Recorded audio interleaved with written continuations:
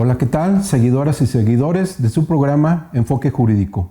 Su servidor Alfonso Suaste Puerto, conductor del programa, les doy la más cordial de las bienvenidas y agradezco su atención a través de su canal de YouTube. Nos encontramos en la octava Sala Civil del Supremo Tribunal de Justicia del Estado de Guanajuato. Estamos con el magistrado José Luis Aranda Galván, quien es el titular o propietario de esta sala en la que nos encontramos. Magistrado, muchas gracias, bienvenido.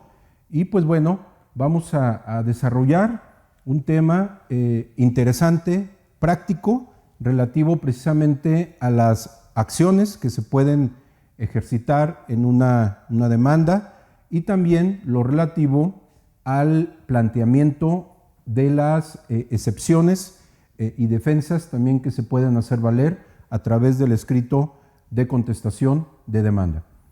Este tema es interesante precisamente porque pues también se llegan a hacer planteamientos de demanda sobre pues acciones que no son procedentes. Exacto. O también oponer algún tipo de excepción o defensa que no corresponde, que resulta improcedente. Y bueno, ese es precisamente el tema que nos acoge en esta ocasión y que espero que sea del interés de nuestra audiencia.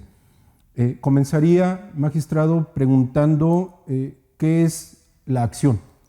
Bueno, se han dicho muchas cuestiones, pero fundamentalmente vamos a resumir un poquito el tema en esto. La palabra acción, que también le da el carácter de actor al demandante, sí.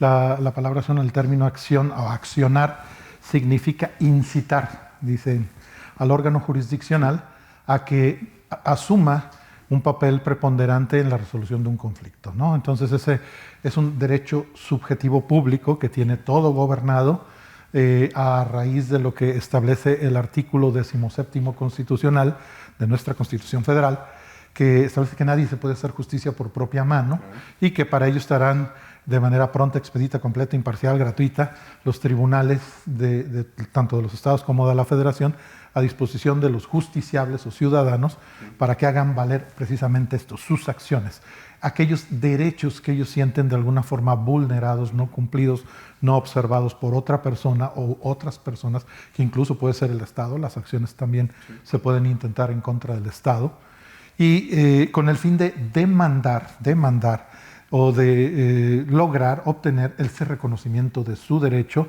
el cumplimiento de una obligación que es a favor de ellos, donde ellos son los acreedores de dicha obligación, el pago de una obligación que está también a su favor, pago de alimentos, pago de una prestación de vida, la ejecución de una garantía, si es que no ha sido cubierta alguna obligación pecuniaria, la devolución de un bien, etcétera, etcétera. También se puede, a través de la acción, pedir el reconocimiento de un derecho, la constitución de un derecho. O sea, ahí ya después estaríamos viendo cómo a través de una acción se genera un resultado, que es una resolución o una sentencia, que esta puede ser constitutiva, declarativa, de condena, etcétera, etcétera. Bueno, espero que haya quedado claro la idea de una acción, este derecho subjetivo público que tiene toda persona para incitar al órgano jurisdiccional a determinar el esquema de derechos, el marco jurídico y el nivel de acreedor o deudor de una determinada obligación de hacer, no hacer u omitir que determinadas personas en conflicto tienen en un asunto. También, no está de más decirlo, se puede accionar en aquellos negocios en donde incluso no exista controversia, o sea, se puede pedir, se puede actuar, se puede iniciar un procedimiento jurisdiccional para que se reconozca un derecho, para que se declare una situación, etcétera, etcétera. No siempre debe existir un conflicto y no siempre se debe dar ese triángulo jurisdiccional o de la relación jurisdiccional, actor, demandado y juez. Puede nada más haber un actor y un juez, el actor solicitante, el juez que concede o no lo peticionado por esta persona, y ahí se tiene o se está frente al caso de una también acción. De acuerdo.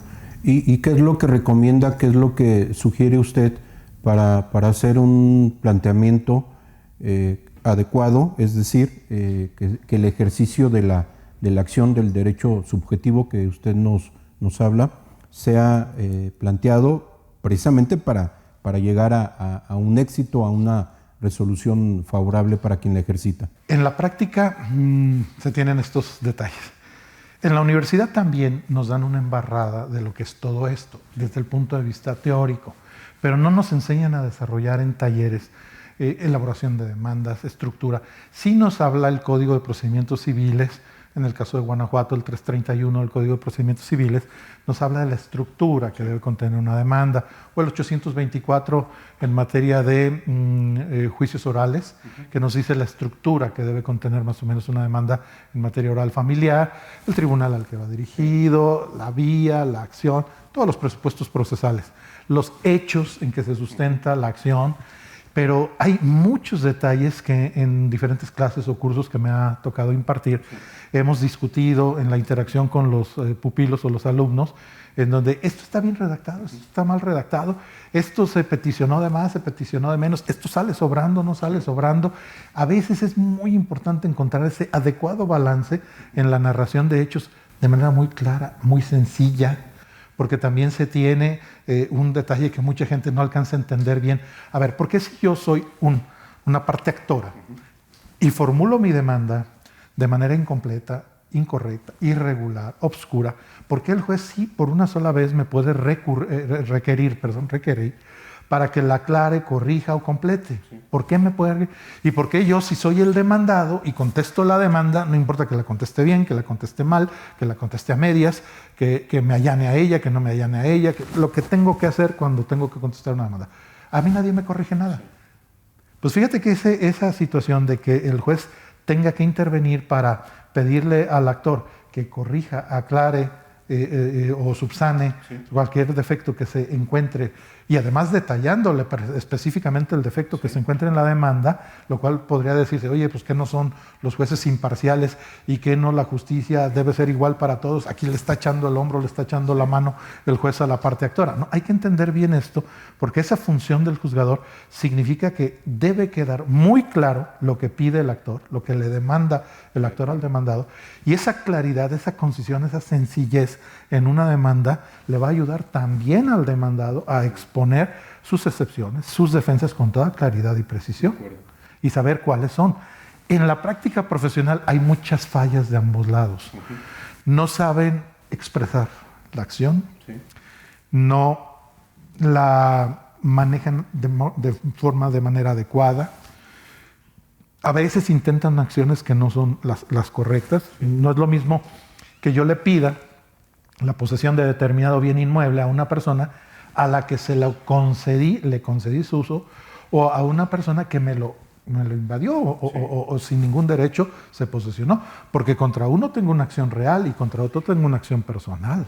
Entonces, aunque busco la misma situación, busco obtener de vuelta mi inmueble para yo poder disfrutar, usar, gozar, ejercer todos los derechos de propiedad sobre el mismo, pues son dos caminos diferentes logrando el mismo objetivo. Entonces, sí se tiene que conocer muy bien el derecho, analizar muy bien la situación. Siempre les he recomendado a los abogados, estudien y prepárense o capacítense en el tema de entrevista, no de interrogatorio, entrevista, para que cuando interactúen con sus clientes sepan perfectamente qué preguntarles, cómo preguntarles, tener una breve y gran reseña de todo lo que es el asunto del cliente, para no tener duda alguna, y al momento de redactar la demanda no inventar nada, tener conocimiento claro y perfecto, inclusive en algunos casos hasta pedirle previo al juicio, al inicio del juicio, autorizaciones a la parte, a su representado, para poder negociar el asunto, tener un techo y un piso para determinadas prestaciones. Oye, si nos demandan alimentos, qué capacidad tienes, cómo andas, etcétera, etcétera. Si vamos a discutir guardia y custodia, qué días puedes, qué días no puedes. Oye, si vamos a negociar esta deuda, qué reducción o quita le puedes ofrecer de intereses ordinarios, de intereses moratorios, la pena convencional, ¿se la mantendrías, no la cobrarías, etcétera, etcétera? Todas esas concesiones que se pudieran estar realizando en el procedimiento, hay que pedírselas de manera muy clara a nuestro cliente. Entonces, si se tiene de manera clara, bien conceptuado el problema que tiene nuestro cliente, se empiezan ahí a derivar consecuencias jurídicas, a saber qué tipo de asunto, qué tipo de reglas, qué marco jurídico aplica. Una vez que estudies bien el marco jurídico, y no solamente el marco jurídico que viene en leyes, la jurisprudencia es bien importante. La jurisprudencia te va a decir cuáles son las acciones procedentes, cuáles son las acciones improcedentes, en qué término pueden estar prescritas o no, qué requisitos. Por ejemplo, en el caso de la reivindicatoria hay una jurisprudencia que te dice, pues la propiedad, que se acredite la propiedad, que se acredite la identidad, que se acredite la posesión en manos de una tercera persona o distinta persona del bien el cual se pretende reivindicar, etc. Entonces vienen muchas de las reglas que no están escritas en leyes, en la jurisprudencia. Si tú haces un estudio y análisis bien concienzudo de todo eso, ya vas con un paso por delante, entendiendo lo siguiente. Por el artículo, no sé si es 357, 359, alguno de estos dos, del Código de Procedimientos Civiles, que establece, si el actor no probare su acción, será absuelto el demandado.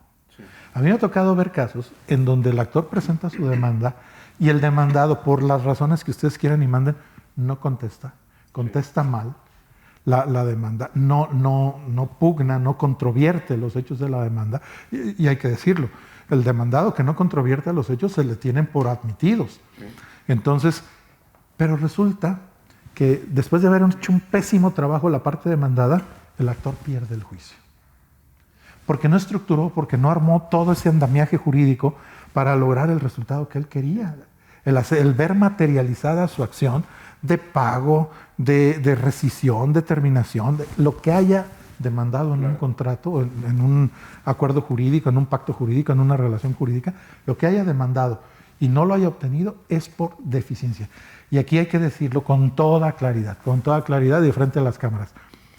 No gana un asunto el que tiene la razón y le asiste el derecho. No lo gana. Gana un asunto el que tiene la razón, le asiste el derecho y lo sabe probar, lo sabe sustentar en pruebas en un juicio.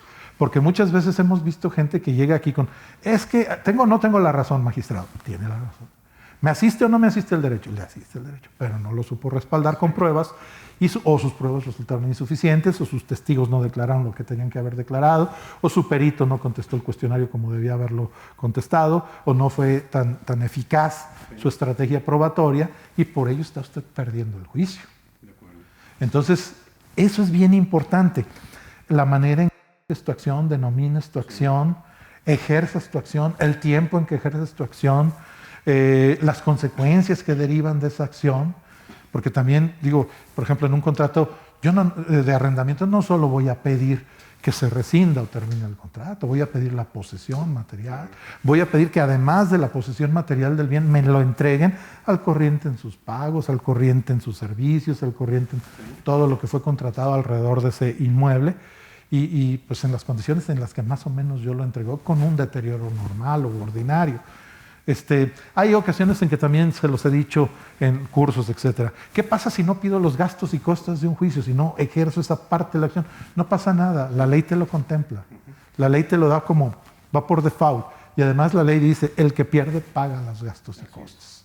No importa si lo pediste o no lo pediste, si lo solicitaste o no lo solicitaste. Y no se puede ahí decir que el juez no es congruente y no es exhaustivo, o que está yendo más allá de lo que las partes piden, porque no se mencionó que determinada parte pedía o ejercía la acción también de pago de gastos y costas.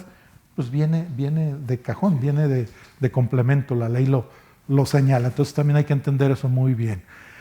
Esa parte es importante por parte del actor, pero la parte... Iba a preguntar justamente la contraparte, bueno, que corresponde al demandado, con el oponer excepciones y defensas. No sé si nos pudiera establecer un concepto de lo que es una excepción, de lo que es una defensa, para poder entender de alguna manera pues las diferencias de uno y de otro concepto. Sí. Y de hecho hay que decirlo, bueno, me anticipo un poquito, dice, ¿cómo se contesta una demanda? Se contesta afirmándola, negándola, aclarando cómo fueron los hechos. Sí. Esa es la forma en que dice la ley que se puede contestar una demanda, pero siempre refiriéndose a todos y cada uno de los hechos en que se sustente la demanda. Sí. Aún, vamos a decirlo así, pudieran parecer cosas inocuas, cosas superfluas, innecesarias, narraciones que no vienen a nada en el asunto, pero hay que contestar todo lo que se manifestó. Bueno, y después de hacer la contestación de demanda en esos términos, proponer las excepciones y defensas. ¿Sí? Se hablan de dos esquemas, de dos universos, ¿no? En realidad, todo tipo de excepción es una defensa. Todo tipo de excepción es una defensa. Ahí entra todos estos esquemas. Pero las excepciones específicamente las contempla el derecho como una forma que las tenemos, excepciones perentorias y dilatorias. Sí. Las perentorias son las que acaban o terminan, hacen perecer, acabar la acción, matan a la acción, pues, por así decirlo. Y las dilatorias no la matan, no la eliminan, sino que simplemente la entretienen en tiempo, la atoran en el tiempo para una fecha posterior por una causa, una razón, una condición determinada, ¿no?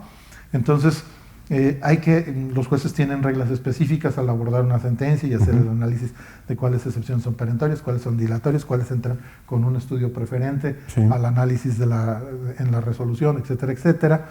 Y bueno, importante decirlo, no se conoce, es bien importante decirlo, no se conoce el catálogo adecuado de excepciones. En el derecho tenemos muchísimas excepciones que sí lo son, y excepciones que se plantean y que yo las veo continua y permanentemente en todos los escritos de contestación de demanda.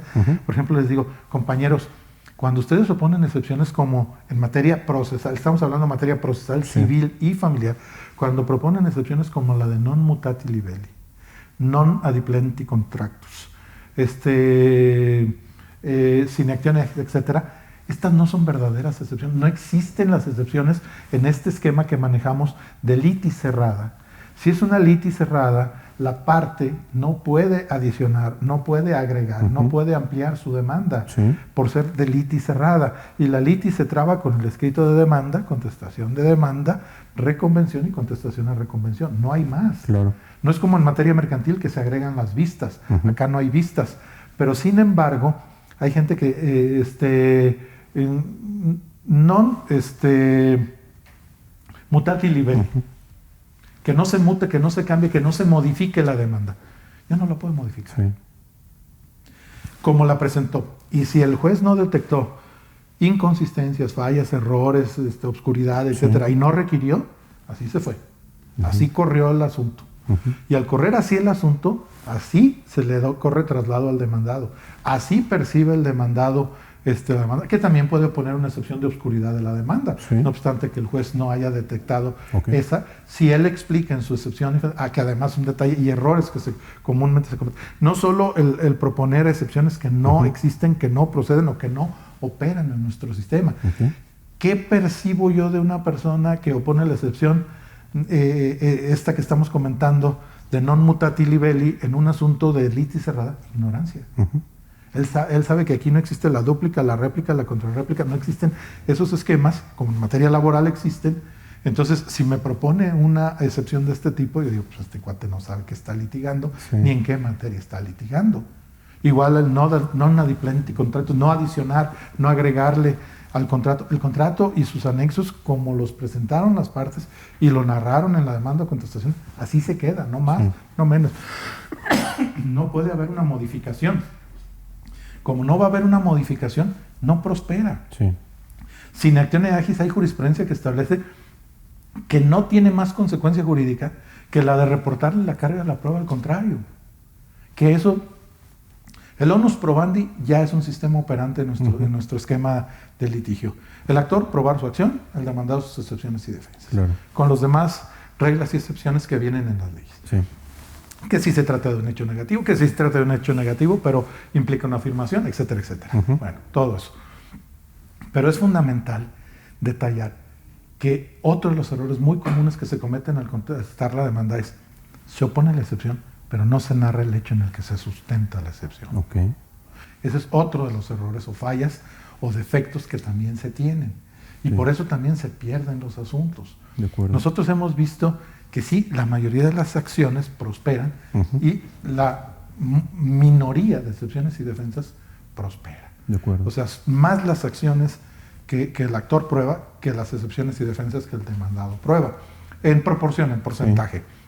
Y también hay que decirlo, pues el actor primero que nada ve de alguna manera violentado o vulnerado un derecho. Y al ver vulnerado o violentado ese derecho, lo que tiene que hacer es demandar. Si en la demanda no propone exactamente las cosas como debe proponerlas, va a perder el asunto. Pero como él es quien percibe la violación, el incumplimiento, pues él es el que dice, pues hay que moverle, tengo un tiempo, tengo términos, las leyes me determinan plazos para poder ejercitar mi acción, entonces tengo que correr y tengo que hacer efectiva mi acción. Si no, ya ves el término de que la acción caduca y el derecho prescribe, entonces tengo que trabajar con estos dos esquemas en el juicio y sacar adelante mi acción en los tiempos y formas que las leyes me determinen. Como el actor percibe esa violación, es el primero que actúa. Pues el demandado está muy tranquilo, están en un estatus de incumplimiento, de inobservancia de sus obligaciones, pues él, mientras nadie le mueva, no hay ningún problema. Entonces sí es importante decir que el porcentaje de asuntos que se ganan es un poquito más de aquellos asuntos que resulta absuelto el demandado. ¿Sí? Magistrado, pues realmente interesante esto que nos comparte, que nos platica y que desde luego usted advierte del ejercicio a través de la función que desempeña como resolutor, desde luego, de segunda instancia, y que hace todo ese análisis, por un lado, el escrito de demanda en el que se ejercita la acción, y por el otro lado, el escrito de contestación de demanda por parte del demandado, y en el que se oponen, desde luego, las excepciones y defensas. Es, desde luego, también que requiere actualización, requiere estudio por ambos lados, ¿no? Sí, y además incluso complementar. ¿Qué hay que complementar? O sea, no solamente es importante un buen abogado, un buen análisis del caso, una buena proyección del caso, una buena redacción. Una buena redacción, una buena sintaxis, una buena ortografía, una adecuada colocación de los signos de puntuación, su uso, sus implicaciones, porque una coma cambia el sentido de toda una oración. Entonces, un acento cambia el sentido de una palabra. Entonces, es importante que también el abogado se preocupe por este aspecto. Parece que con que se cubre el aspecto técnico jurídico, ya está. No, también es parte de la imagen del abogado, del litigante, el proyectar en un escrito pulcro, bien estructurado, bien hecho, claro, conciso, con una precisión, con una acentuación, ortografía, con un nivel de redacción que sea el adecuado. No se piden maravillas, pero hay ocasiones en que yo les cuento a los alumnos en las clases, hay personas que cuando redactan se entienden ellos y Dios, y después de que redactaron solo Dios, porque ya ni ellos entienden lo que redactaron. Entonces sí es importante que tengan esa visión complementaria de lo que les va a ayudar a formular un adecuado y correcto escrito para que el tribunal lo tome en cuenta y lo valore en su exacta dimensión. No le pongan cosas de más. No dejen de considerar cosas que son esenciales. También es importante. Igual que en la redacción de un contrato, hay cláusulas que son esenciales y hay cláusulas que la ley puede suplir. En una demanda hay cosas que el juzgador puede derivar o suponer, pero no, hay otras que son esenciales y fundamentales y que no deben faltar. Sí es importante también esto que hablamos en los dos aspectos. Teórico, para entender bien la situación; práctico, talleres. De acuerdo. Talleres. Y cada acción es una construcción jurídica diferente. No es lo mismo en materia de arrendamiento que en materia de comodato, que en materia de una denuncia de un sucesorio, que también es de alguna manera un ejercicio de una acción. Hay muchos temas en donde el abogado le hace falta una visión muy adecuada de lo que debe ser el derecho aplicado al caso concreto. De acuerdo. Y bueno, pues esto requiere también de una preparación, de una capacitación, bien lo dice usted, no solo por el lado teórico, jurídico, sino también desde el punto de vista que es muy importante, coincido con usted, en la cuestión de la redacción y muchos aspectos que están inmersos justamente en la redacción de un buen documento. Exactamente, porque en el pedir está el dar. Sí.